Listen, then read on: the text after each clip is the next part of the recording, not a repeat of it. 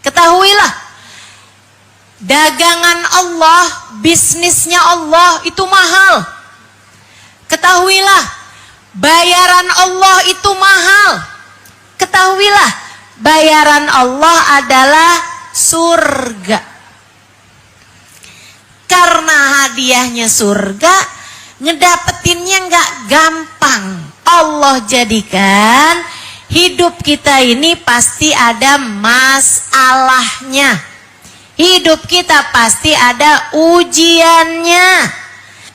Hidup di dunia nggak ada yang sempurna, nggak ada yang ideal. Pasti ada banyak ujiannya.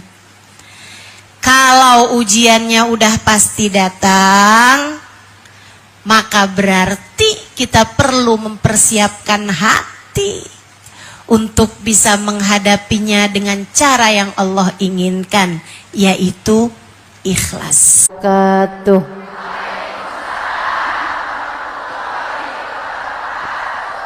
Alhamdulillah.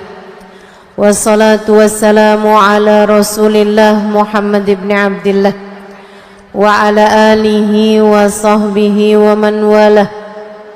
Subhanaka la ilma lana illa ma 'allamtana innaka antal alimul hakim. Rabbi shrah li sadri wa yassir li amri wahlul 'uqdatan min lisani yafqahu qawli. Amma ba'du. Kita awali kajian kita dengan kita membaca niat belajar bersama-sama. Bismillahirrahmanirrahim. Nawaitu ta'allum wa ta'lim wan naf'a wal intifa' wal mudzakarah wat tadhkir wal ifadah wal istifadah wal hitha 'ala tamassuk bi kitabillah wa sunnati rasulillah sallallahu alaihi wa alihi wa sallam wa du'a ilal huda wa dilalata alal khair ibtigha'a mardatih wa qurbih wa thawabih wa husnil khatimah ma'al lutfi wal afiyah wa salahil aqibah birahmatika ya arhamar rahimin. Ila hadratin Nabi Muhammad sallallahu alaihi wasallam wa alihi washabihi wa ahli baiti wasallim wa jamil anbiya wal mursalin wal qawni ajma'in wa khususan sayyidina muhajirin Muhammad bin Isa fakil muqaddam Muhammad bin Ali Balawi sayyidil Abdurrahman as-Siddiq sayyidil Hafidullah bin Abu Bakar al-Aidarus fakhril wujud asy-Syekh Bakar bin Salim sahib ratib Abdullah bin al-Haddad Ahmad bin Zain al-Habsyi wa Alamud al-Habsyi wa jami' sadatina ahli Abi Alawi ajma'in anna Allah yaghfir lahum wa yarhamuhum wa ya'li darajatin fil jannah wa yanfa'una barakatihim wa asrarihim wa anwarihim wa ulumihim wa nafahatihim fid din wad dunya wal akhirah. Al-Fatihah. Saudaraku sekalian saya muliakan, hari ini kita punya tema ikhlas akan ketetapan Allah Subhanahu wa taala. Ikhlas, ridha sama ketetapan Allah Subhanahu wa taala. Saudaraku sekalian yang saya muliakan, kenapa kita perlu ridha sama ketetapan Allah Subhanahu wa taala? Kenapa kita harus ikhlas? Kenapa nih dalam hidup kita perlu ikhlas? Ada beberapa poin yang ingin saya sampaikan, mudah-mudahan jadi ilmu yang bermanfaat buat kita sekalian.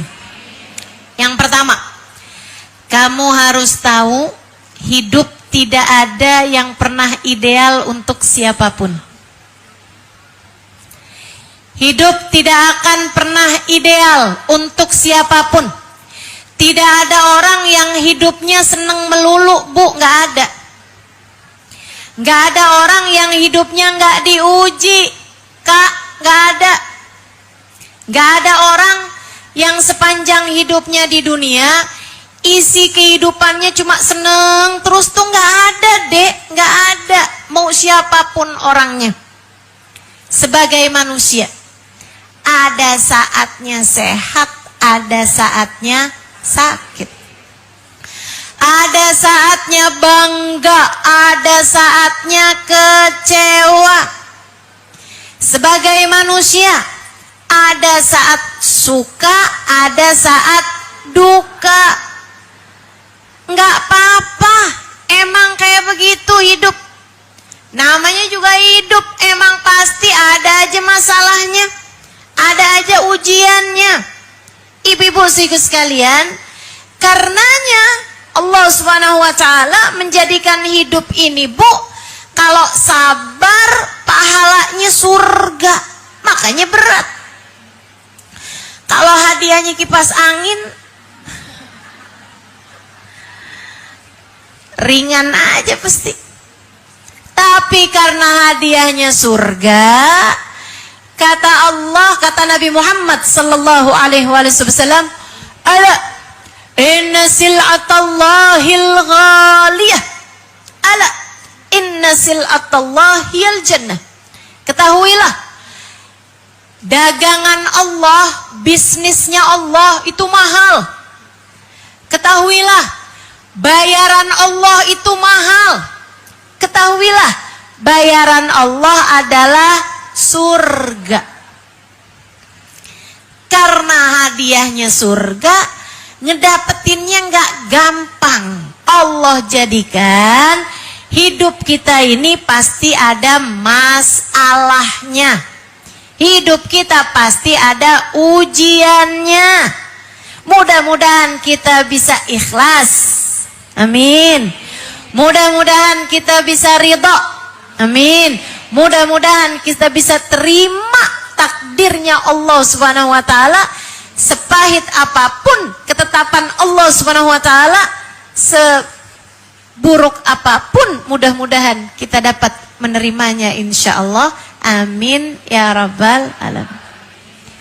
Gak ada yang gak diuji, percayalah saya. Gak ada gak diuji. Gak ada. Kamu mau lihat siapapun orangnya, gak ada yang gak diuji. Enak ya jadi dia. Kata kamu nih, ketika ngelihat ada seorang perempuan, suaminya sayang banget sama dia. Sementara kamu agak kurang-kurang disayangnya misalnya. Kamu bilang enak ya jadi dia. Bu, yang jadi dia bisa jadi ngelihat kamu juga kayak begitu. Enak ya jadi dia. Suami saya kalau saya mau pergi-pergi keberatan banget. Jadinya susah mau pergi majelis, susah mau jalan-jalan sama temen. Suami nih kalau saya mau jalan, dari tadi malam sih saya udah minta izin, diizinin. Besoknya pas mau jalan suami mendadak meriang. Gak bisa ditinggal suaminya. Ya Allah. Bu, gak ada yang ideal. Hidup orang tuh gak ada yang ideal. Ada yang diuji urusan suami, ya Bu ya. Ada yang diuji urusan anak, Ibu. Ada yang diuji urusan mertua. Ada yang diuji urusan orang tua. Ada yang diuji sama urusan saudara. Ada yang semuanya kayak baik-baik aja, tapi badan sendiri sakit mulu. Hidup nggak pernah ideal buat siapapun. Ibu-ibu sekalian, manusianya sih ada yang ideal. Ada manusia yang ideal, yang sempurna ada. Namanya Sayyiduna Muhammad. Nabi ideal, seideal-idealnya manusia. Sesempurnanya manusia, Nabi kita Muhammad sallallahu alaihi wasallam. Sempurna akhlaknya, sempurna ibadahnya, sempurna hatinya, sempurna pemikirannya, sempurna karakternya, sempurna pribadinya. Tapi Bu, apakah hidup di dunianya sempurna? Jauh dari kata itu. Lahir udah nggak ada bapaknya. Baru balik ma ibunya meninggal dunia. Tinggal sama kakeknya meninggal juga. Tinggal sama keluarga pamannya, anaknya banyak. Kalau pamannya pulang bawa makanan, anaknya rebutan. Nabi Muhammad nggak kebahagiaan. Tapi kalau Nabi Muhammad yang makan duluan tuh makanan karena pamannya ngasih, makanannya jadi berkah, cukup buat seluruh keluarga. Nabi kita Muhammad sallallahu alaihi wasallam, habisnya itu Bu berada dalam kemiskinan sampai menikah dengan Sayyidah Khadijah. Habis itu kemudian beliau menjadi seorang rasul. Ibu-ibu sekalian, ujian-ujian besar datang dalam kehidupan beliau. Dipukuli orang, dilempari kotoran, diusir, diracun, diboikot.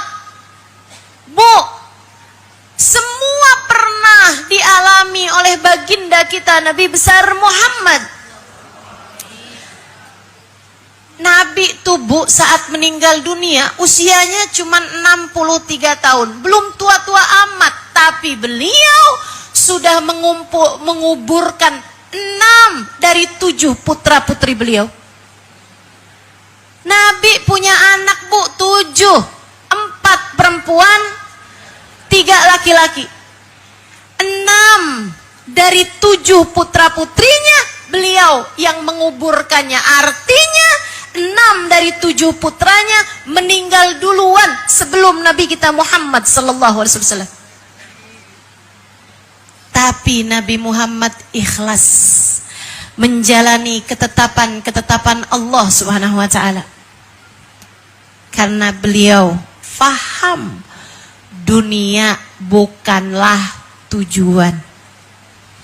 Dunia adalah perjalanan untuk mengumpulkan bekal menuju kepada tujuan hidup kita yang sesungguhnya, semoga berakhir dengan surga.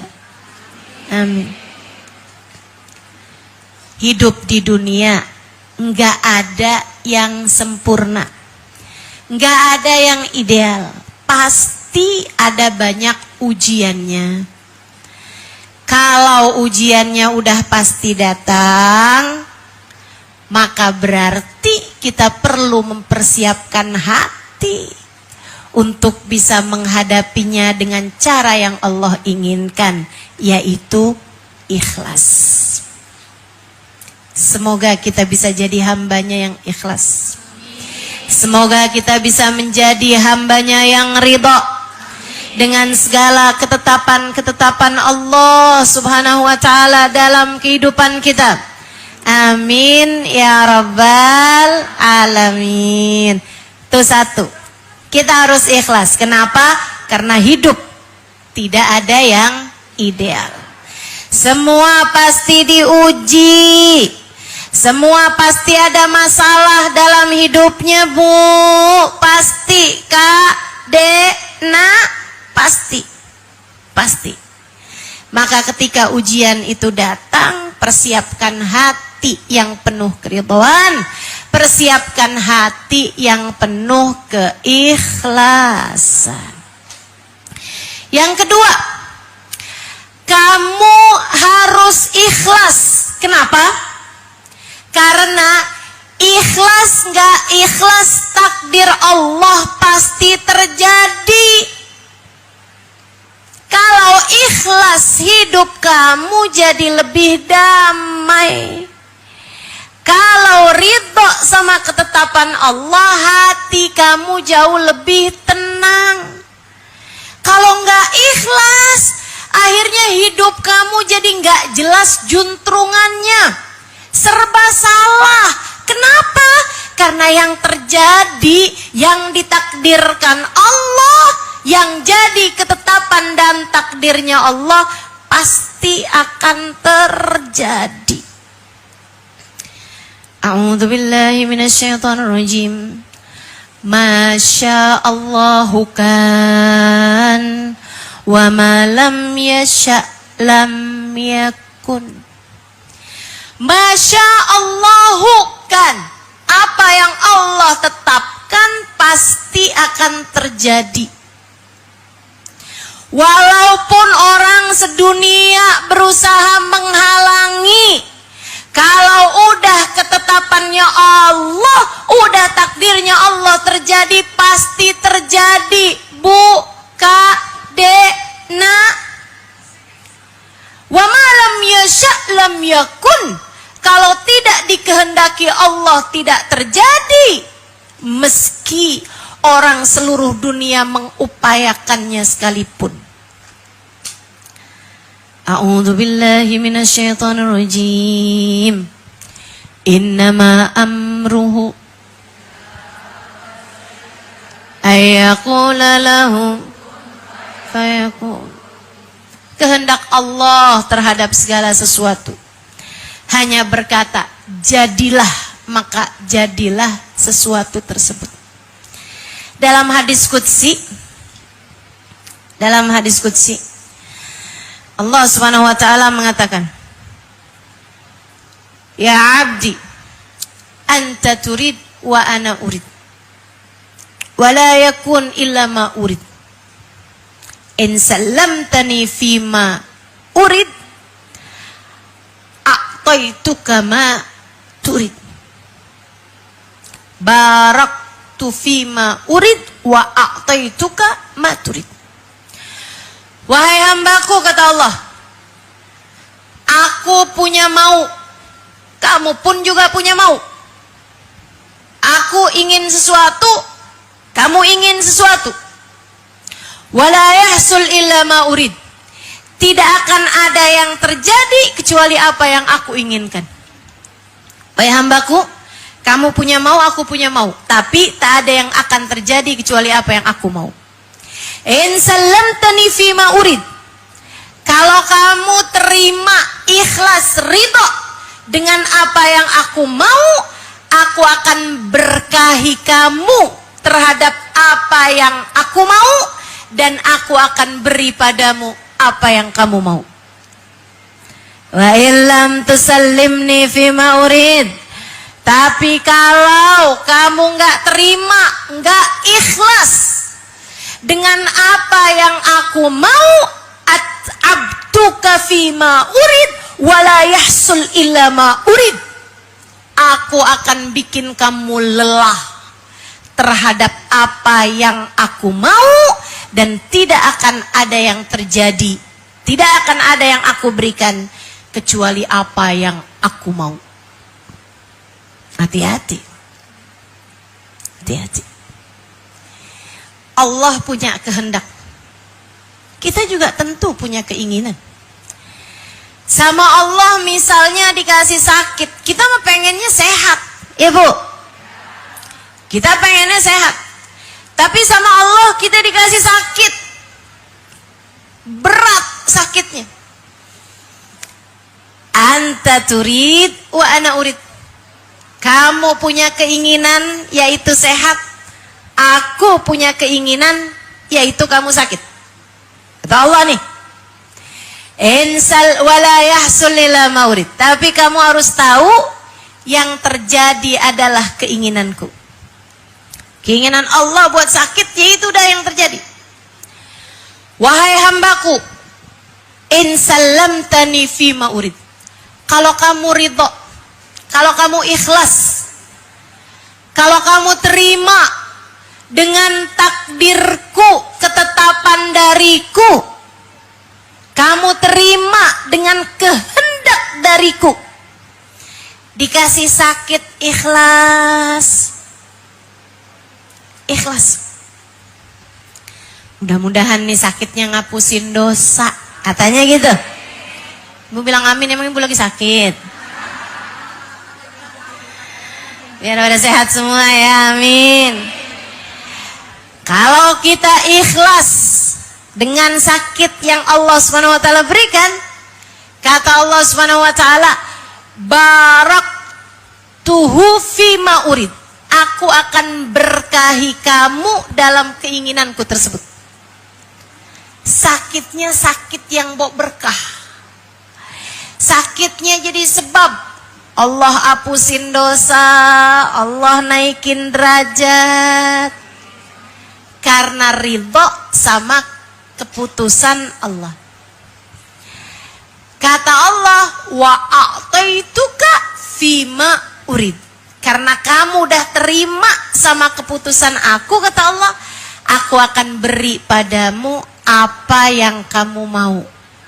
Oh, pengennya apa nih? Oh, pengen sehat. Allah kasih kesehatannya. Tapi kata Allah, fa illam tusallimni fima urid. Kalau kamu nggak terima, kamu nggak ikhlas, kamu nggak ridho dengan sakit yang aku berikan, dikasih sakit, orang sedunia tahu semua, ngeluh mulu, teriak-teriak mulu, sambil bilang, dosa apa nih saya? Bu, untung malaikat kagak ada yang nyaut. Itu kalau disautin sama malaikat, ya banyak.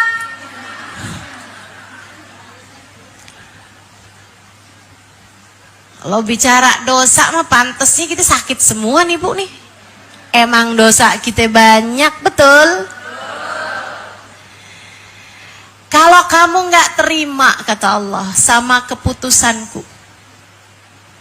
kamu ngeluh, kamu marah, saya kan udah sholat ya Allah, kenapa saya dikasih sakit juga? Widih, kenapa nggak yang maksiat aja ya Allah yang dikasih sakit? Widih, ngatur. Allah. Apa kata Allah, Bu? At'abtuka fima urid. Aku akan bikin hidup kamu lelah menjalani takdirku. Hatinya nggak damai, gelisah, ketakutan, nggak enak. Dan Bu, rasa yang kayak begini nih lebih menyiksa dari rasa sakit itu sendiri. Kamu kalau lagi jalanin takdir Allah yang kayaknya nggak enak dijalanin, yang ikhlas. Sebab kalau nggak ikhlas, kamu yang capek sendiri. Kamu yang nggak enak sendiri, Bu. Rasanya tuh jadinya gelisah, resah, galau, gundah, dan segala macem rasa-rasa antah berantah. Nggak enak, serba salah, Ibu ya. Tapi begitu ikhlas, begitu terima, begitu damai, apapun yang kau inginkan adalah yang terbaik ya Allah. Saya hambamu, saya ikhlas menjalani apapun saja keputusanmu. Hatinya damai.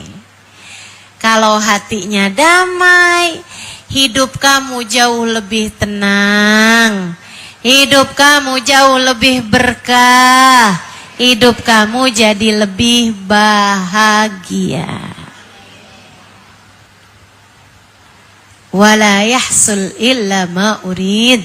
Kata Allah, nggak akan aku berikan kepada orang-orang yang nggak bisa berdamai dengan takdirku kecuali apa yang memang sudah aku putuskan untuknya. Ya enak nih. Ayo belajar buat ikhlas. Satu, karena kita tahu hidup siapapun nggak ada yang ideal. Dunia emang tempatnya ujian. Makanya persiapkan hati yang ikhlas menghadapinya. Yang kedua, kalau kamu ikhlas, hidup kamu jadi lebih damai. Hati kamu jadi lebih tenang.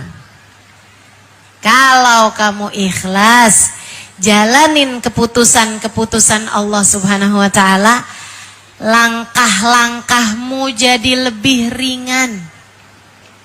Bu, langkahmu jadi lebih ringan, hidup kamu jadi tampak lebih menyenangkan. Seringkali masalahnya bukan seberapa besar ujiannya kok. Seringkali masalahnya tergantung dari seberapa ikhlas hati menerimanya, seberapa ridho hati kita terhadap takdir-takdir Allah Ta'ala. Semakin ridho semakin tenang. Semakin ikhlas, semakin damai kehidupan kita. Semoga Allah karuniakan keikhlasan kepada kita. Amin ya rabbal alamin. Amin ya rabbal alamin. Kalau ikhlas emang jadi jauh lebih tenang, Bu. Saya tahun lalu sakit. Sakit berat, agak berat lah ya. Bantalan belakang punggung saya pecah. Makanya sekarang ini saya ada apa namanya? Pen di punggung saya nih ya. Makanya sejak tahun lalu kalau ngajar harus dikasih bantal banyak nih, Bu, bukan buat kegayaan. Bukan juga biar sekalian tidur. Udah siapin bantalnya, bukan. Tapi ya emang kita ikutin aja dah apa kata dokternya, ya kan? Ibu-ibu sekalian, ada masanya ketika sakit itu memang terasa begitu berat dan menyiksa. Hingga bahkan kayak nggak bisa tidur bahkan sekedar 5-10 menit sekalipun. Ada masanya. Ketika sakitnya memang terasa begitu berat. Bu, saya jadi ngerti gitu. Di saat saya sakit tuh, saya jadi ngerti betapa memang kita nih sebagai hamba Allah, Bu, mesti kangen sama akhirat. Kalau hidup kita tuh seneng terus, gak ada sakitnya, gak ada sulitnya, kayaknya nih, ya saya ngelihat diri saya, Bu ya, kalau hidup saya sehat terus, seneng terus, damai terus gitu, gak ada ujian-ujiannya, kayaknya saya jadi terlalu betah di dunia, terlalu kerasan hidupnya di dunia. Jadi enggak mikir buat mati gitu. Ketika lagi dikasih sakit, itu buat menghibur hati. Saya bilang enggak apa-apa, di dunia aja enggak apa-apa. Sakitnya biar di dunia aja, di akhirat enggak sakit lagi insya Allah. Hibur-hibur diri kayak begitu. Ternyata memang, Bu, adanya hal-hal berat dalam hidup membuat kita jadi ngerti makna firman Allah Ta'ala, walal akhiratu khairul laka minal ula. Sungguh akhirat jauh lebih baik bagimu daripada kehidupan dunia. Jadi ingat, nanti kalau lagi dikasih sulit, dikasih sakit, dikasih sempit, urusan yang gak enak, kamu ingetin diri, wahai hati, kita memang tidak diciptakan untuk dunia. Kita diciptakan untuk bahagia, semoga kelak di surga. Kalau lagi sakit ingetin diri, nggak apa-apa ya sakit di dunia aja. Semoga di akhirat nanti nggak sakit lagi. Kalau lagi sakit ingetin diri, tuh sakit nggak enak kan, makanya jangan ngerjain dosa. Biar nanti di akhirat bisa hidup bahagia. Sakit, sulit, sempit adalah cara Allah mengingatkan kita untuk tidak terlalu kerasan, tidak terlalu betah hidupnya di atas muka bumi ini. Faham sampai sini? Faham sampai sini? Insya Allah. Ibu-ibu sekalian yang saya muliakan, jadi kenapa kita harus ikhlas? Satu, karena kita paham hidup gak pernah ideal buat siapapun. Dua, karena kalau kita ikhlas hati kita jauh lebih tenang. Yang ketiga, ibu-ibu serius sekalian, man radhiya falahur ridha Wa man sakhita falahu sukht. Kata Nabi Muhammad, siapa yang ikhlas kepada keputusan Allah, siapa yang ridho dengan keputusan Allah, maka Allah pun akan ridho padanya. Dan siapa yang protes, siapa yang gak sabar, siapa yang marah-marah sama takdir-takdir buruk yang datang dalam kehidupannya, falahu sukht, maka Allah pun akan marah, Allah pun akan murka kepada hamba tersebut. Maka yang ketiga, kamu harus ikhlas biar Allah ridho padamu. Bagaimanapun, dunia ini tidak akan kekal untukmu, untukku, untuk kita semuanya. Ada waktunya kita harus pergi meninggalkan dunia untuk kembali kepada Allah. Kalau sepanjang hidup di dunia kita selalu ridha, kalau sepanjang hidup di dunia kita selalu ikhlas, kalau sepanjang hidup di dunia kita selalu menerima keputusan Allah Subhanahu wa taala dalam kehidupan kita, saatnya kita pergi meninggalkan dunia, Allah bukakan pintu rahmatnya untuk kita selebar-lebarnya.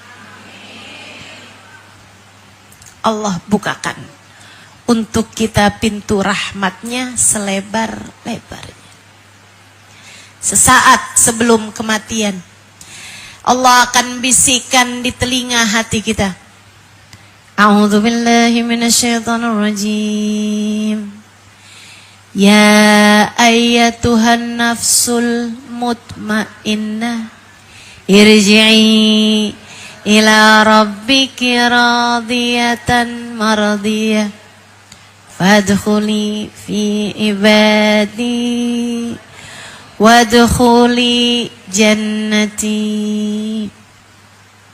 Wahai pemilik hati yang tenang, karena kamu selalu ridho kan hatinya jadi tenang, karena kamu ikhlas kan jiwanya jadi damai.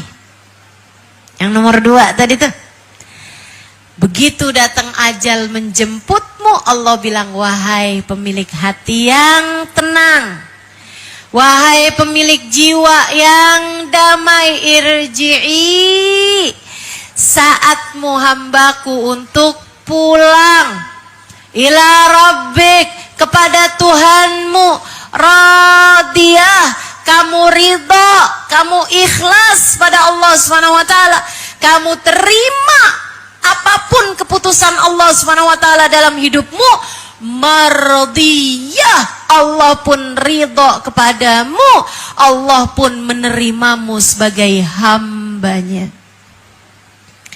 Kalau kamu kepengen Allah ridho padamu, yang ridho sama keputusan Allah.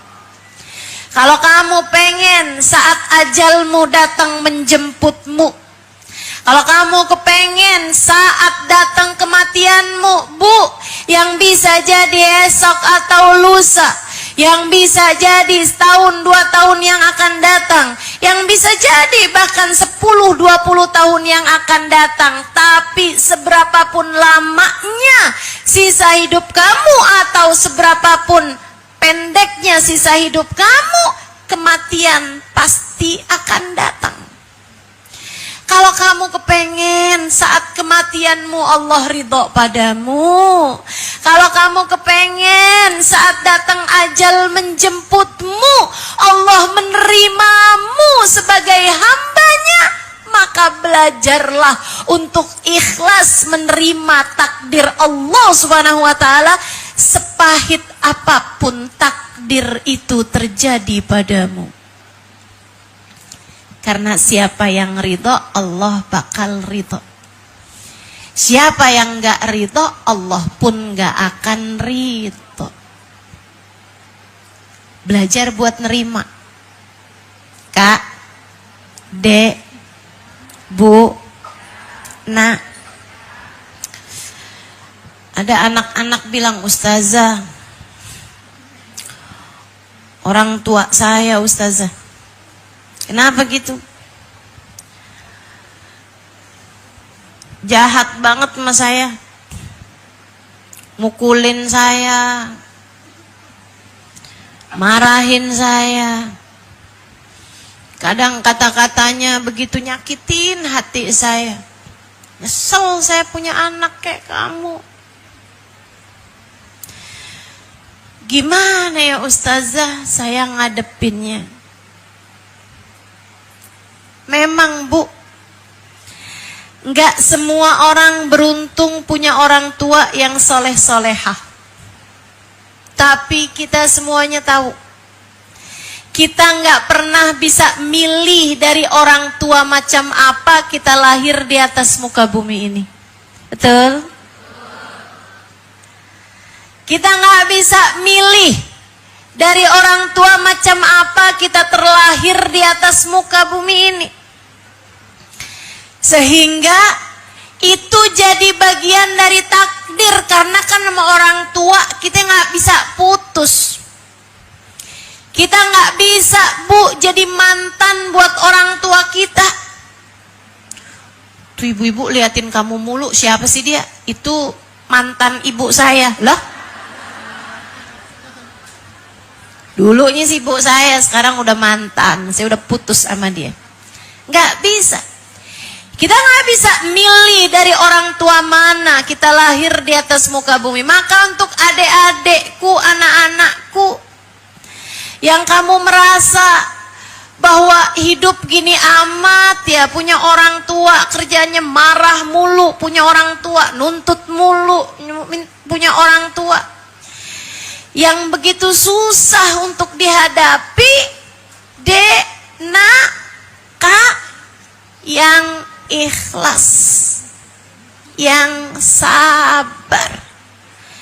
Maafkan orang tuamu, maafkan orang tuamu. Untuk para orang tua, tidak semua orang tua beruntung punya anak yang baik hati, punya anak soleh-solehah. Kadang anak juga bisa jadi ujian ya Bu ya. Kadang anak juga bisa jadi masalah dalam kehidupan kita. Tapi kita kan nggak bisa milih anak kita mau kayak apa. Kita nggak bisa milih anak model apa yang kita lahirkan di atas muka bumi. Karenanya, kalau kamu menjadi orang tua yang tidak beruntung dengan dikasih anak yang jadi ujian dalam kehidupanmu, Bu, yang sabar, yang ikhlas. Saya kasih tahu sama ibu-ibu, jangan pernah keluar dari lisanmu kalimat-kalimat yang tidak terima dengan keputusan Allah. Jangan sampai kamu bilang, ya Allah, saya kesel banget sama anak saya, Allah, saya nggak ridho sama anak saya. Jangan. Kalau ada sesuatu hal yang membuat kamu marah dari anakmu, apapun itu sebabnya, bangunlah di waktu malam.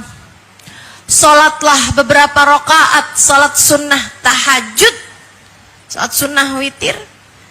Kemudian kamu tengadahkan tanganmu, kamu berkata, ya Allah, saya marah memang ya Allah sama anak saya. Karena anak saya berbuat begini, tapi ya Allah saya ridho padanya. Saya ridho sama anak saya. Saksikanlah ya Allah saya ridho padanya. Ya Allah ridhoilah anak saya. Bu, kenapa gitu? Karena kamu kalau ridho, kamu ibunya. Allah letakkan keridhoannya pada keridhoanmu. Kalau kamu nggak ridho, kamu ibunya. Allah meletakkan ketidakridhoannya pada ketidakridhoanmu padanya.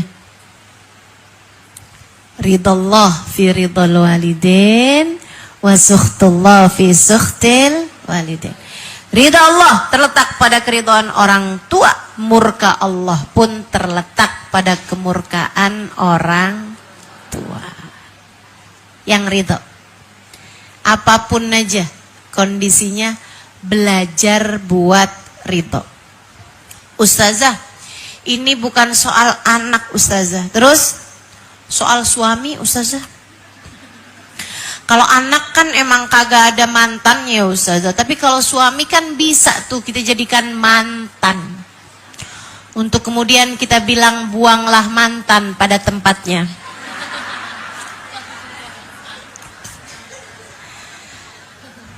Gimana nih Ustazah? Kenapa emang suami kamu?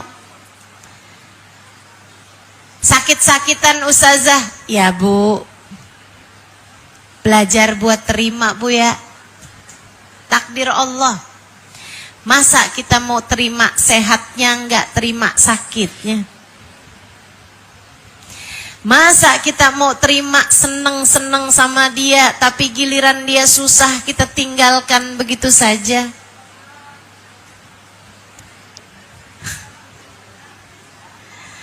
Enggak gitu caranya. Karena selain suamimu adalah suamimu, dia juga hamba Allah. Hamba Allah. Kamu berbuat baik padanya, Allah pemiliknya akan ridho padamu. Dan selain kamu istrinya, suamimu istri, kamu istri dari suamimu itu, kamu juga hamba Allah. Yang Allah cinta, Allah ridho terhadap para istri yang solehah. Maka belajar Bu, belajar buat ridho sama keputusan Allah ketika takdir sedang berat dijalani oleh suamimu itu.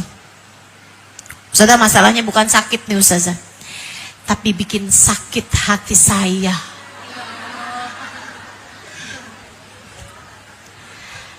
Lanjut apa udahan nih Ustazah?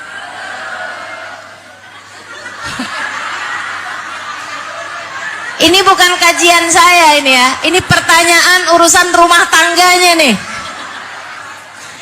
Ini kalau punya suami suka bikin kita sakit hati, ini enaknya lanjut tuh lanjut.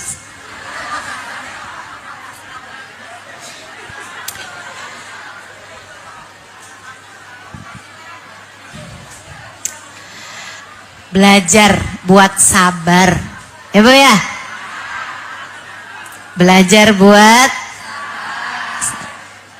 saya udah tulisin tuh cerita teman saya yang sabar ngadepin suami yang lagi sangat menguji hatinya. Ada di buku apa itu ya?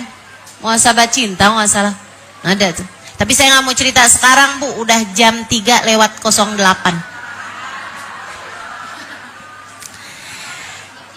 Sehingga sekalian yang saya muliakan, jadi itu kan kita harus ikhlas terhadap keputusan Allah. Satu, karena hidup gak akan pernah ideal buat siapapun, maka ikhlas adalah senjatanya ketika hal-hal berat terjadi dalam kehidupan kita. Yang kedua, agar hatimu lebih damai, agar jiwamu lebih tenang, kamu harus selalu ridho, selalu ikhlas dengan apapun ketetapan Allah SWT.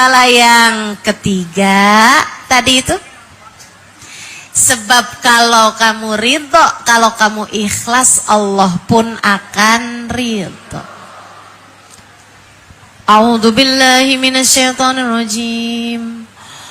Wa ridwanullahi akbar. Kata Allah, ridha Allah itu adalah sesuatu yang sangat besar. Kita nih hamba kecil, hina. Tapi kalau Allah ridho sama kita, dimuliakannya kita, dibahagiakannya kita, ditinggikannya derajat kita. Ibu-ibu sekalian, kalau kamu selalu ridho dengan keputusan Allah SWT dalam kehidupanmu, Bu, lihatin nantinya akan terlihat keadaan hamba yang mulia dengan berkat keridhoannya dengan keputusan Allah. Kalau dalam hidupmu kamu selalu ridho, Ibu-ibu sekalian, saat datang ajal menjemputmu, Allah bukakan pintu keridhaannya padamu. Nih Bu, kalau kita hidup nih kan, nih sekarang nih kita masih hidup nih kan, Ibu masih hidup nih kan sekarang. Kalau ibu punya keperluan sangat mendesak, sementara ibu nggak punya, misalnya uang, mendesak nih harus ada nih, karena anak tiba-tiba dirawat di rumah sakit, misalnya harus bayar begini begitu. Kamu mungkin akan datang ke rumah saudaramu. Saudaramu satu menolak, kamu datang ke rumah saudara kamu yang lain. Semua saudaramu menolak atau nggak bisa ngasih, kamu bisa datang ke rumah sahabatmu, ke rumah temenmu, ke rumah tetanggamu. Ada banyak pintu yang bisa kita ketuk ketika satu pintu tidak membuka untuk kita, tidak terbuka untuk kita. Tapi Bu, kalau kamu meninggal dunia, datang ajal menjemputmu, kamu tidak kembali kecuali kepada Allah.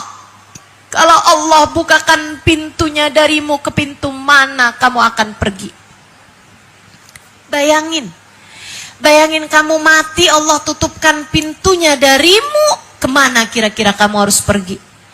Ibu-ibu sekalian saya muliakan, maka yang ridho, belajar ridho, biar nanti Allah juga ridho sama kita. Kalau Allah ridho, Allah bukakan pintu rahmatnya. Di saat kita meninggal dunia, kita seneng deh. Kalau Allah ridho, kuburmu akan jadi kebun-kebun surga. Kalau Allah ridho, nanti di hari akhirat kamu akan dihisab dengan hisaban yang mudah. Kalau kamu ridho, kalau Allah ridho padamu, kelak di padang mahsyar kamu akan berada di belakang baginda Nabi besar Muhammad sallallahu alaihi wasallam. Kalau kamu ikhlas terhadap segala keputusan-keputusan Allah Subhanahu wa taala dalam kehidupanmu, maka Allah pun akan ridho padamu, dan dengan mudah, dengan langkah ringan kamu akan masuk ke dalam surganya. Semoga tanpa hisab, semoga tanpa adab. Yang ikhlas Bu, insya. Terakhir saya mau sampaikan padamu, ikhlas itu diperlukan bukan hanya menghadapi ketetapannya berupa ujian-ujian dalam kehidupan. Tapi Bu, ketetapan Allah berupa sholat, kamu harus ikhlas menjalaninya. Sebentar lagi akan datang bulan suci Ramadan, kamu harus ikhlas menjalankan puasa-puasanya dan juga menjalani sholat tarawih, sholat witir, dan ibadah-ibadah lainnya. Ibu-ibu sekalian, dalam kehidupan kita harus ikhlas terhadap ketetapan-ketetapan Allah dalam kehidupan kita. Allah tetapkan kita sebagai perempuan harus tutup aurat, yang ikhlas menjalaninya. Jangan sambilan ngaca, ya ampun males banget ya, harus pakai baju yang longgar-longgar, nggak kelihatan nih bentuk badan saya yang ideal. Yang ikhlas, termasuk juga yang ikhlas Bu terhadap ketetapan Allah. Nih salah satunya, muka kamu tuh, itu ketetapan Allah Bu, yang ikhlas, agak usah dioperasi. Yang ikhlas Bu ya, hidungnya nggak usah ditambahin tingginya Bu. Yang ikhlas, bibirnya nggak usah disulam-sulam, kulit keriputnya nggak usah ditarik benang.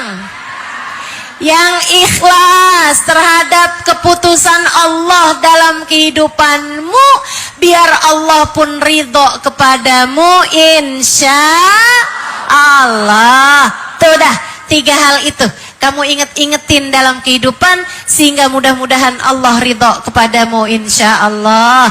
Hidup tidak pernah ideal buat siapapun, dan agar hatimu damai, ikhlaslah terhadap ketetapan Allah SWT Dan yang ketiga, kalau kamu pengen dapat keridhaan Allah, maka kita harus ridho terhadap keputusan Allah Subhanahu wa taala. Rabbana zalamna anfusana wa illam taghfir lana wa tarhamna lanakunanna minal khasirin. Rabbana atina fid dunya hasanah wa fil akhirati hasanah wa qina adzabannar. Bifadli subhana rabbika rabbil izzati amma yasifun wa salamun alal mursalin walhamdulillahi rabbil. Mudah-mudahan sebagaimana mudah didengar, mudah pula untuk diamalkan. Mudah-mudahan Allah kasih hidayah, inayah, taufik kepada kita sekalian dapat mengamalkan ilmu kita pada hari ini. Ala hadhihi niyah wa bikulli niyatin salihah jami'ah syamilah ila hadratin Nabi Muhammad sallallahu alaihi wa ala alihi wa sahbihi wasallam. Alhamdulillah, hari ini Allah Subhanahu wa taala mengaruniakan nikmat besar dalam kehidupan kita, yaitu Allah Subhanahu wa taala izinkan kita untuk hadir di majelis yang mulia ini untuk membahas salah satu, bahkan yang paling penting dari seluruh firman Allah Subhanahu wa taala, yaitu Fatihatul Kitab, surat Al-Fatihah, yang tidak sah solat kita kecuali dengan setiap rakaat kita membacanya. Saudaraku sekalian yang saya muliakan, hari ini Allah Subhanahu wa taala mengizinkan kita untuk duduk bersimpuh di Baitullah, di rumah Allah Subhanahu wa taala, dalam rangka mempelajari firman Allah Subhanahu wa taala yang andai niatmu betul, adabmu bagus, dan kamu melaksanakan ini dengan sepenuh hatimu, hadirmu di sini tak hanya sekedar hadirnya badan, tak hanya sekedar tubuhmu yang ada di sini, melainkan juga ruhmu, melainkan juga hatimu ikut hadir di tempat ini, segenap jiwamu ikut hadir di majelis ini. Maka sangat mungkin seperti yang disampaikan baginda Nabi besar Muhammad sallallahu alaihi wasallam, 1 jam dalam menuntut ilmu lebih baik daripada ibadah 1000 rakaat. Semoga Allah terima semuanya. Semoga Allah menjadikan duduk kita di tempat ini dari pagi hingga siang nanti menjadi sesuatu yang bermakna, menjadi sesuatu yang berarti dalam kenaikan derajat kita di sisinya, menjadi sesuatu yang bernilai untuk menaikkan derajat kita di sisi Allah, menjadi sesuatu yang bernilai, menjadi sebab ridhonya Allah Subhanahu wa taala kepada kita, menjadi sebab naiknya iman takwa kita di hadapan Allah Subhanahu wa taala, jadi sebab terampuninya segenap dosa-dosa kita di sisi Allah Subhanahu wa taala. Kita minta pada Allah Subhanahu wa taala, semoga apa yang Allah bagi-bagikan di majelis-majelis ilmunya para ulama, Allah Subhanahu wa taala juga turunkan di majelis kita pada hari ini. Semoga ilmu yang kita dapat pada pagi hari ini tidak hanya sekedar menjadi sesuatu yang masuk telinga kanan keluar telinga kiri, melainkan ilmu yang didengar dengan kedua telinga kita, disimak sepenuh pemikiran kita, difahami dalam jiwa kita, kemudian Allah turunkan ia menjadi cahaya di dalam hati kita, memandu seluruh anggota tubuh kita hingga kita dapat menjadi hamba-hambanya yang solehah, hingga kita dapat menjadi hamba-hambanya yang mengerti makna dan tujuan kehidupan kita di atas muka bumi ini. Ala hadhihi niyah wa bikulli niyatin salihah biniyatin nafa' wal intifa' wal mudzakarah wat tadhkir ibtigha'a mardatih wa qurbih wa thawabih wa husnil khatimah ma'al lutfi wal afiyah wa salahil akibah wa ila hadratin Nabi Muhammad sallallahu alaihi wa ala alihi wa sahbihi wasallam. Al-Fatihah. Al-Fatihah menyapa hati, memahami jalan dan tujuan hidup di dunia ini. Sebelum kita mulai, mari kita bersama-sama membaca surat ini. Mudah-mudahan Allah Subhanahu wa taala menerima kita. Semoga Allah Subhanahu wa taala mengaruniakan ilmu yang manfaat, ilmu yang berkah. Mudah-mudahan Allah Subhanahu wa taala membukakan pintu hati kita untuk dapat memahami ilmu yang Allah Subhanahu wa taala karuniakan kepada kita umat Nabi Muhammad sallallahu alaihi wasallam insyaallah. Amin ya rabbal alamin. A'udzu billahi minasy syaithanir rajim. Bismillahirrahmanirrahim. Alhamdulillahi rabbil alamin. Ar-Rahmanir Rahim. Maliki yaumiddin. Iyyaka na'budu wa iyyaka nasta'in. Ihdinas siratal mustaqim. Siratal ladzina an'amta 'alaihim ghairil maghdubi 'alaihim waladdallin. Amin. Bismillahirrahmanirrahim. Surat Al-Fatihah. Disebut Al-Fatihah li'annaha Fatihatul Kitab. Disebut surat Al-Fatihah karena surat ini menjadi surat pertama, surat pembuka untuk seluruh isinya Al-Quran. Ia bukan merupakan wahyu yang pertama kali turun, akan tetapi secara tertibnya menjadi surat pertama dalam seluruh Al-Quran. Jadi teman-teman, surat itu ada tertib tanzili, ada tertib kitabi atau qiraati. Ada tertib yang secara turunnya, waktunya, ada juga tertibnya yang secara pembacaannya. Nah, surat Al-Fatihah ini merupakan surat pertama dalam urutan kitabnya, dalam urutan bacaannya. Akan tetapi seperti yang kita tahu, ayat pertama yang turun bukanlah Fatihatul Kitab, melainkan surat Iqra. Allah Subhanahu wa taala mengatakan, A'udzu billahi minasyaitonir rajim. Iqra bismi rabbikal ladzi khalaq. Khalaqal insana min 'alaq. Iqra wa rabbukal akram alladzi 'allama bil qalam 'allamal insana ma lam ya'lam. Kalau ada yang tanya, Ustazah, para sahabat tuh taunya dari mana? Kalau yang ini nih surat yang urutannya pertama, atau ini masuknya di ayat ini, atau ini masuknya di ayat ini, tuh gimana taunya gitu? Saudara sekalian saya muliakan, mereka taunya dari bacaannya Nabi kita Muhammad sallallahu alaihi wa ala alihi wa sahbihi wasallam. Ayat Quran turun, kemudian Nabi Muhammad membacanya di antara surat Al-Baqarah. Maka taulah mereka bahwa itu merupakan bagian dari surat Al-Baqarah.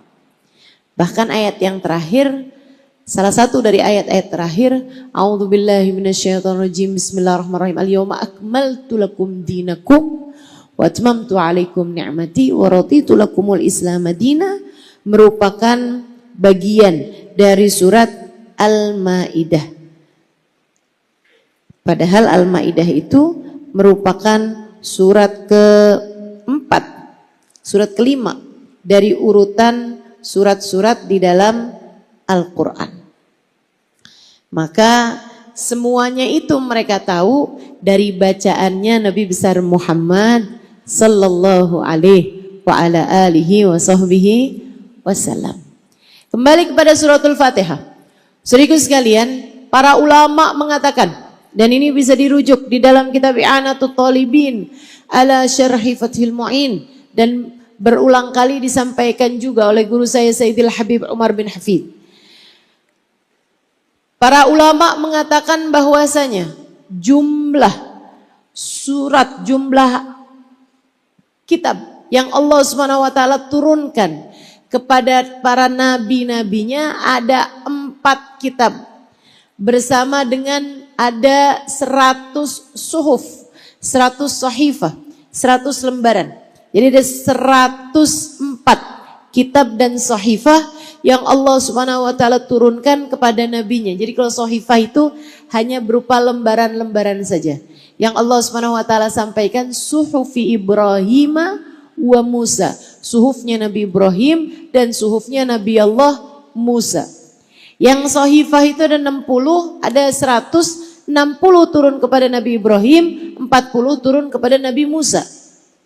Sementara kitab turun kepada 4 orang nabi, yaitu Nabi Allah Dawud alaihi salam, Nabi Allah Ibrahim alaihi salam. Nabi Ibrahim diturunkan Taurat, Nabi Dawud diturunkan Zabur, Nabi Isa diturunkan Injil, kemudian baginda kita Nabi besar Muhammad sallallahu alaihi wasallam Allah turunkan kepadanya Al-Qur'an. Para ulama mengatakan isi kandungan dalam seluruh 4 kitab sekaligus 100 sahifah yang turun kepada Nabi Ibrahim dan Nabi Musa, semuanya ini teman-teman saudaraku sekalian tergabung di dalam Al-Quran. Karenanya Al-Quran disebut salah satu julukannya adalah Al-Muhaimin. Al-Muhaimin yang artinya adalah kitab yang mengumpulkan seluruh makna dari kitab-kitab yang terdahulu. Para ulama meriwayatkan mengatakan bahwasanya dan isi kandungannya Al-Quran dari awal hingga akhirnya semuanya telah tergabung di dalam surat kecil 7 ayat, yaitu surat Al-Fatihah. Karenanya membaca Al-Quran seperti membaca seluruh kitab-kitab. Membaca Fatihah dan memahaminya. Membaca Fatihah dan memahaminya seperti membaca seluruh Al-Quran. Kandungannya. Saudaraku sekalian saya muliakan. Kenapa gitu? Karena Al-Quran itu mengajarkan ketauhidan. Surat Al-Fatihah mengajarkan ketauhidan. Bismillahirrahmanirrahim. Tidak ada apapun terjadi kecuali dengan Allah Subhanahu wa taala. Kecuali dengan keagungan Allah Subhanahu wa taala yang Maha Rahman lagi Maha Rahim. Isinya Al-Qur'an, puji-pujian kepada Allah Subhanahu wa taala, pengagungan Allah Subhanahu wa taala. Alhamdulillahi Rabbil Alamin. Isinya Al-Quran berisi rahman rahimnya Allah Subhanahu wa taala. Kasih sayang Allah Subhanahu wa taala kepada semesta, bukan hanya saja kepada manusia, melainkan kepada seluruh semesta. Allah ringkaskan dalam firman-Nya Ar-Rahmanir Rahim. Isi Al-Quran bercerita mengenai keadaan-keadaan sesudah kematian, mengenai keadaan saat sakaratul maut, mengenai keadaan di dalam kuburan, mengenai keadaan hari kiamat, idza zulzilatul ardu zilzalaha, idza waqa'atil waqi'ah. Banyak ayat bercerita tentang keadaan kiamat. Dan banyak ayat menceritakan tentang hari hisab, menceritakan tentang hari perhitungan amal, menceritakan tentang tatayuri suhuf, pembagian buku-buku rapot kita menceritakan tentang bagaimana manusia melewati jembatan Sirat, menceritakan tentang bahwa semua manusia adalah musafir dengan surga atau neraka sebagai pemberhentian terakhir. Allah ringkaskan dalam ayat Maliki Yaumiddin, penguasa hari akhir. Al-Quran bercerita tentang tata cara beribadah. Al-Quran bercerita tentang pendekatan kepada Allah Subhanahu wa taala, tentang sholat, tentang puasa, tentang zakat. Al-Quran bercerita tentang perintah-perintah, tawakal, sabar, syukur. Al-Quran bercerita tentang tafwid, wa ufawwidu amri ilallah, dan aku serahkan segala urusan kepada Allah SWT. Al-Quran bercerita tentang zikir, Al-Quran bercerita tentang doa, fadkuruni adzkurkum, ud'uni astajib lakum. Semua itu tata cara kita beribadah pada Allah SWT. Allah ringkaskan menjadi iyyaka na'budu, iyyaka na'budu, hanya kepadamu ya Allah aku beribadah. Al-Quran bercerita tentang doa, doanya orang-orang soleh, harapan-harapan hamba-hamba Allah. Al-Quran banyak menceritakan tentang doa-doa, dari doanya Nabi Adam, Rabbana zalamna anfusana wa illam taghfir lana wa tarhamna lanakunanna minal khasirin. Dari doanya Nabi Allah Nuh alaihi salam, Rabbi la tukhzini yawma yub'atsun. Doanya Nabi Allah Yusuf alaihi salam, tawaffani muslima walhiqni bisalihin. Doanya Nabi Allah Musa alaihi salam, Rabbi syrah li sadri wa yassir li amri wahlul 'uqdatan min lisani yafqahu qawli waj'al li waziran min ahli Harun akhi. Doa demi doa para nabi-nabinya Allah Subhanahu wa taala, doa demi doa orang-orang soleh. Allah Subhanahu wa taala sebutkan iyyaka na'budu wa iyyaka nasta'in.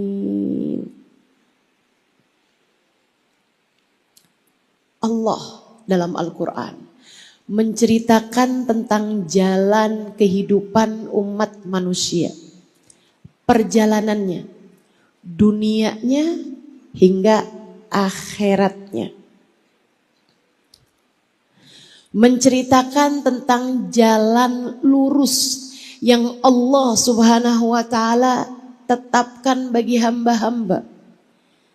Kamu pegang ini, ambil jalan ini. Jalan lurusku satu aja. Tapi semua hamba-hamba tercinta di sisiku berada di jalan tersebut, kamu gak usah cari jalan yang lain.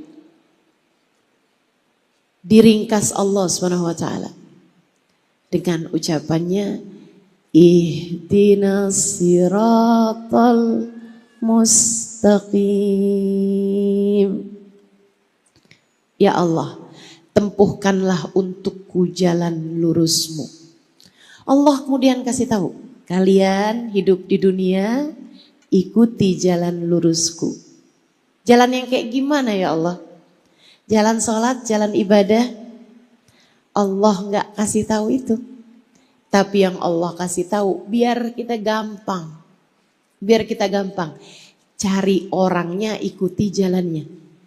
Bukan pelajari dulu jalannya, karena pelajarinya dari siapa. Nanti salah-salah, bingung-bingung. Allah kasih tahu, ikutin mapnya, ikutin petanya. Petanya adalah cari di sekeliling kamu, kata Allah Subhanahu wa taala. Aku akan tetapkan mereka di antara kalian semuanya. Siapa ya Allah?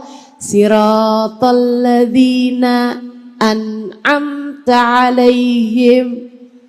Ikutilah jalan ini, jalannya orang-orang yang telah aku beri nikmat nikmat kepada mereka. Siapa mereka ya Allah? Dalam ayat yang lain Allah Subhanahu wa taala menceritakan, A'udzubillahi minasyaitonirrajim. Man yuti'illaha war rasul faulaika ma'alladzina an'amallahu alaihim. Siapa yang taat kepada Allah dan Rasulnya, mereka akan dikumpulkan bersama dengan orang-orang yang diberi nikmat paling banyak oleh Allah Subhanahu wa taala. Siapa mereka ya Allah?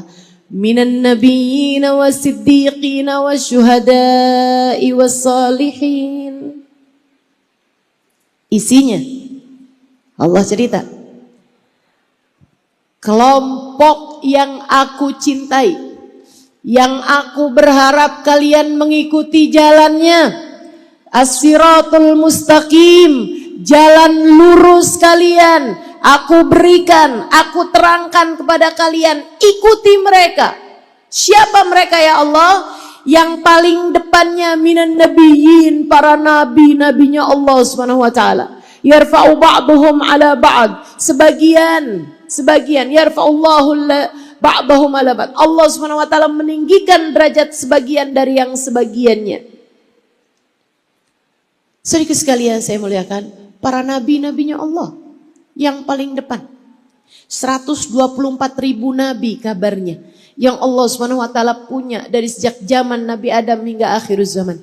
Di antara 124.000 nabi tersebut terdapat para rasul di antara mereka, yang mana para rasul lebih mulia daripada para nabi. Para nabi diberi wahyu tapi tidak diminta untuk menyampaikannya kepada umat.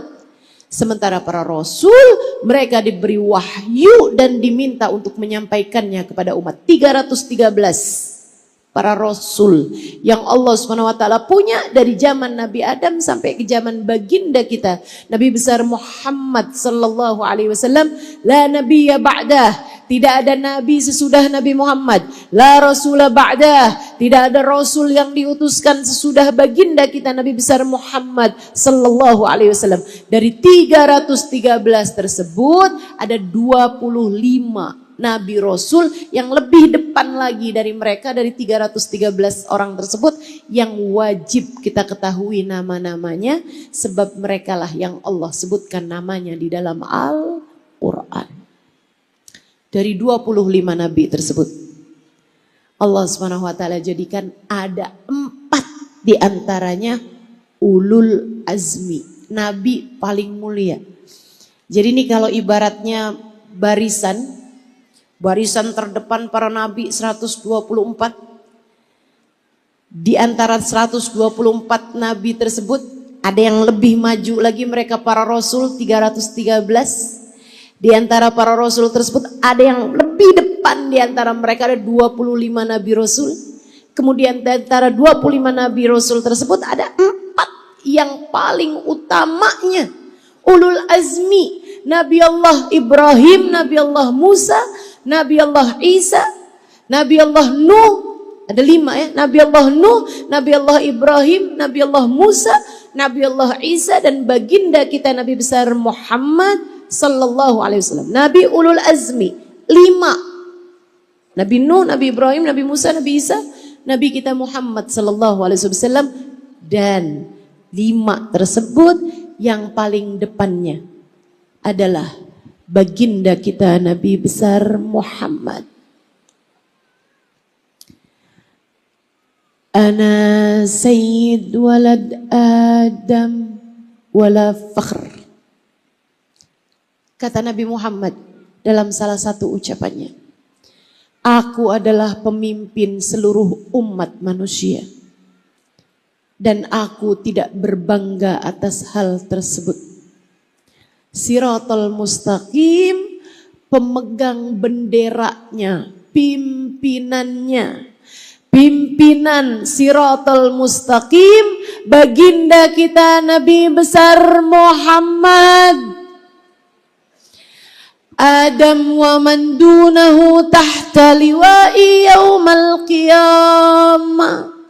Nabi Muhammad mengatakan dalam hadis yang lainnya, Nabi Adam dan nabi-nabi yang sesudahnya hanya akan berada di belakang benderaku di hari akhirat nanti. Sayyidul awwalin wal akhirin. Nabi Muhammad sallallahu alaihi wasallam, pemimpin seluruh umat manusia. Pemimpin seluruh umat manusia. Pemimpin para nabi. Pemimpin para rasul. Bu, dari zaman Nabi Adam hingga zaman umat yang terakhir nanti, pemimpin seluruh umat manusia adalah bagindamu, adalah nabimu, adalah rasul yang telah Allah utuskan kepadamu, Sayyiduna Muhammad. Dan hati saya berbunga-bunga ketika saya menyadari fakta bahwa manusia paling mulia di atas muka bumi hingga kelak di hari akhirat nanti adalah seseorang yang di masa hidupnya tengadah tangannya adalah mendoakan kita umatnya. Dan saya terharu dan saya penuh syukur sekaligus penuh rindu ketika saya tahu bahwa pemimpin seluruh umat manusia yang bahkan Nabi Musa berada di belakangnya, yang bahkan Nabi Ibrahim berada di belakangnya, yang bahkan Nabi Nuh berada di belakangnya, yang bahkan Nabi Adam manusia pertama yang Allah ciptakan kemudian diperintahkan malaikat-malaikat sujud kepadanya, adalah seseorang yang telah berkata, fasbiru hatta tulquni alal haud. Pesan cintanya kepada kita umatnya yang datang sesudah kematian beliau. Beliau pesankan kepada para sahabat-sahabatnya dalam hadis wada', dalam peristiwa haji wada. Hadisnya disebut sebagai hadis wada. Nabi Muhammad berkata setelah sebelumnya mengatakan falyuballighu syahid minkumul ghaib. Kalian para sahabatku yang berjumpa denganku mendengarkan ucapanku ini, tolong sampaikan kepada generasi yang sesudahnya, umatku yang aku tidak berjumpa dengannya. Sampaikan terus sampai manusia umatku di zaman akhir, hingga sampailah hadis tersebut kepada saya, kepada kita, kepada umat Nabi Muhammad yang datang 1500 tahun sesudah beliau. Fasbiru hatta tulquni alal haud. Wahai umatku, bersabarlah, kelak kalian akan berjumpa denganku di depan telagaku. Umatku, bersabarlah. Apabila ada hal-hal tidak menyenangkan dalam kehidupan kalian, yang sabar, yang sabar. Hatimu terluka, yang sabar. Seseorang yang kamu sayang meninggalkanmu, yang sabar.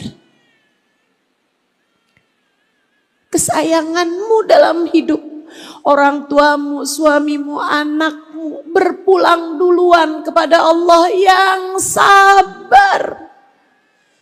Kamu diberi kemiskinan, yang sabar. Kamu diberi rasa sakit, yang sabar. Hatta tulquni alal haud. Aku akan menunggu kalian di depan telagaku.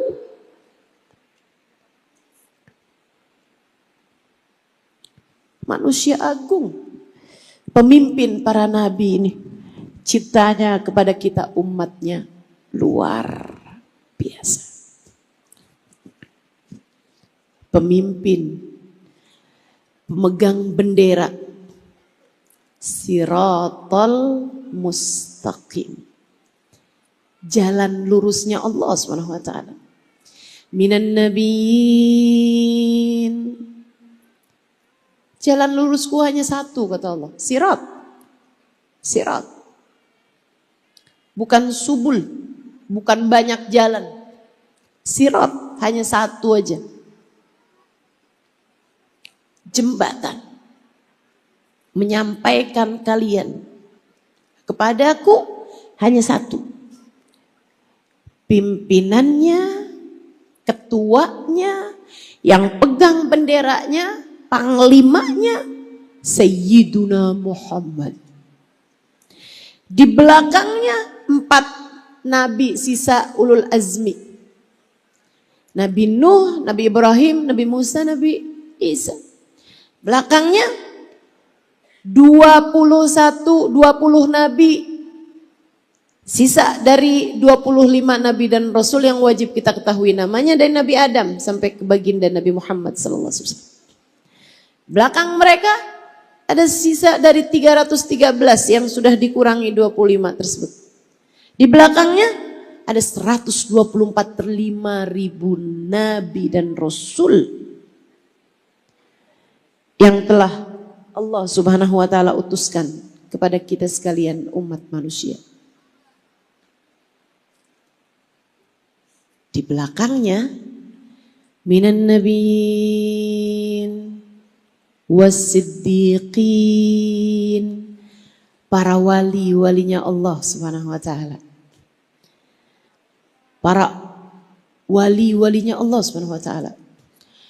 Dari kalangan para sahabat, Sayyidina Abu Bakar, Sayyidina Umar, Sayyidina Uthman, Sayyidina Ali. Ataupun dari kalangan tabi'in, Sayyidina Hasan al-Basri, Sayyidina Ali Zainal Abidin, Sayyidina Sa'id ibn al-Musayyib, dan lain-lainnya. Dari kalangan tabi'in, Sayyidina Imam Malik, dan para ulama-ulama yang lainnya. Terus generasi demi generasi dari para wali-walinya Allah Subhanahu wa taala ada di kalangan as-siddiqin yang Allah Subhanahu wa taala ceritakan berada dalam siratal mustaqim. Ikuti para wali-walinya Allah Subhanahu wa taala, mereka akan menyampaikanmu kepada para nabi-nabinya Allah. Para nabi-nabinya Allah akan menyampaikanmu kepada Allah Subhanahu wa taala. Miliki hati yang memiliki sambungan dengan para wali. Kita di Indonesia punya 9 wali songo dan punya wali-wali yang lain-lainnya. Di setiap daerah ada hamba-hamba tercinta di sisi Allah Subhanahu wa taala dari para wali-walinya Allah Subhanahu wa taala. Kita sering dengar Sayyidina Syekh Abdul Qadir Al-Jailani, Al-Faqihil Muqaddam Muhammad bin Ali Balawi, Sayyidina Syekh Fakhrul Wujud Syekh Abu Bakar bin Salim alaihi ridwanullah. Dan para ulama-ulama yang lain, para wali-walinya Allah Subhanahu wa taala yang lain-lainnya terus. Kemudian di belakang mereka minun nabiyyin was-siddiqin wasyuhada'i wassalihin, para syuhada. Siapa syuhada? Para pejuang-pejuang Islam. Siapa para pejuang? Yang gugur di medan peperangan membela agama Allah, dan para ulama-ulama Allah Subhanahu wa taala